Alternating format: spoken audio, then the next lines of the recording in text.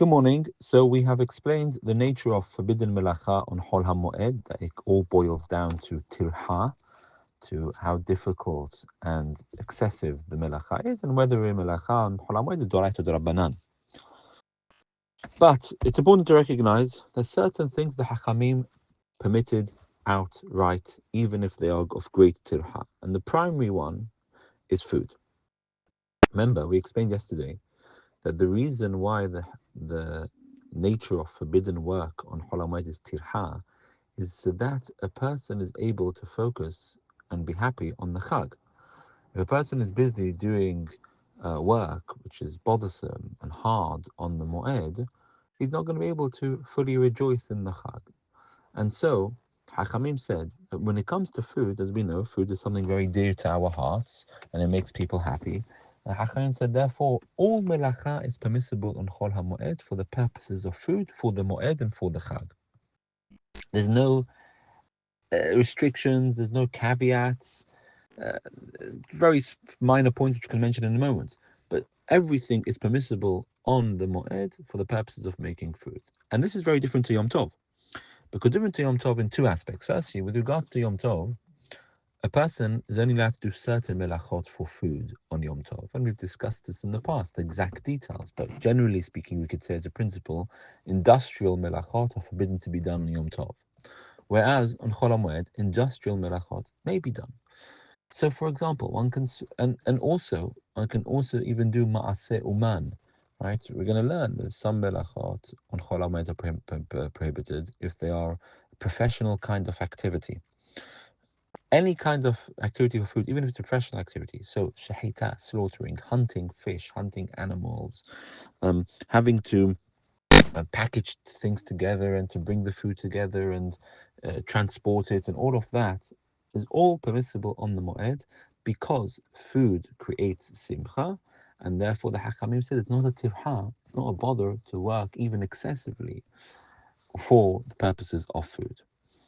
So that's the one difference between Yom Tov and Chol HaMoed. In Chol HaMoed, every activity for melacha is permissible. Every activity for Ochel Nefesh, for food, is permissible. Second one is that on the Chol HaMoed, one can do melacha on one day of Chol HaMoed for the other. So, for example, I can cook today on Chol HaMoed for 2 days' time, which is Chol HaMoed. And Yom Tov, you can't do that. Yom Tov, you can only cook for the same day. You can't cook for one day Yom Tov the next day Yom Tov. Well, I can't cook on first day Pesach for seventh day Pesach. Right. But you know, Chol HaMoed you can. Chol HaMoed I can cook for today for tomorrow. On is even Shulchan Aruch writes one is even allowed to cook for Shabbat, which follows immediately after Chag. So sometimes, especially outside of Israel, when you have Chag on Thursday and Friday, and that goes straight into Shabbat, when we have 3 days Yom Tov, i.e., 2 days Yom Tov going into Shabbat. So one can cook on Monday, Tuesday, Wednesday, which is Chol HaMoed. One can cook, of course, for the Moed. One can cook, of course, for Yom Tov, Thursday and Friday. But one can even cook for Shabbat as well, because it's it's from the Moed. So the point is one is allowed that everything is permissible on Chol HaMoed, but 2 points with regards to Shulchan Aruch says with regards to this. Firstly, is that one heter and one something which we need to be careful about.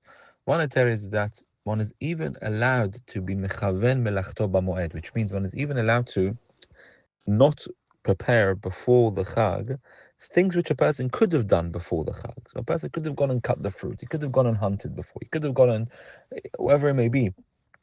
One doesn't need to worry about that. One is allowed to do any melacha for food on the Moed, even if one had equal opportunity to do so before the Chag, and it wouldn't have made a difference to the nature of the food. It's still mutar for a person to do that on Yom Tov. So therefore, there's no restriction when it comes to food. The only thing we need to be aware of, Shulchan Aruch writes, one can't do ha'arama. Ha'arama means one can't